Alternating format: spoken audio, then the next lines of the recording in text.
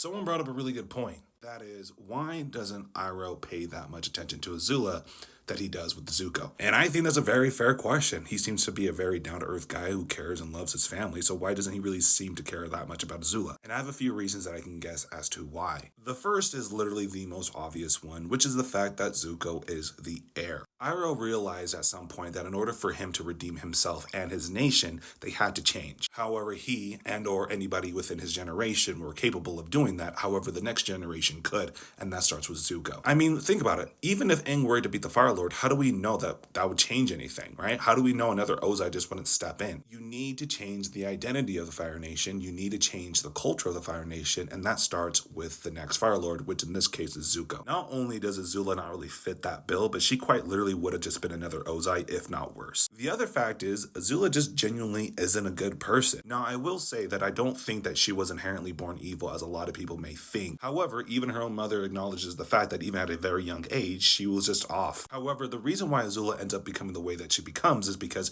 she was very proficient at being a firebender at a very young age, which Ozai took notice to, and therefore gave her more attention. There's also the obvious fact that he replaced his own son with Zuko. Zuko quite literally didn't have a father in his life, and Iroh no longer had a son, so it just seemed like a perfect match. And again, it goes back to redemption. Not only is Iroh given the opportunity to redeem his nation by making Zuko into the ideal Fire Lord, but also Iroh's given the opportunity to personally redeem himself by being a better father. Despite the fact that Iroh clearly did love his son, it's not lost on him that he did send his son into war. That was a decision that he chose to make. To be clear, I do think he does love and care for Azula. And like everybody, he truly believes that if she wanted to, she could change. However, with Zuko being banished and the Avatar returning and the war getting into its final stages, I just don't think he thought that he had enough time to really invest in her. And that's if she was even willing to change. I mean, at least Zuko was always on the fence. He was just struggling.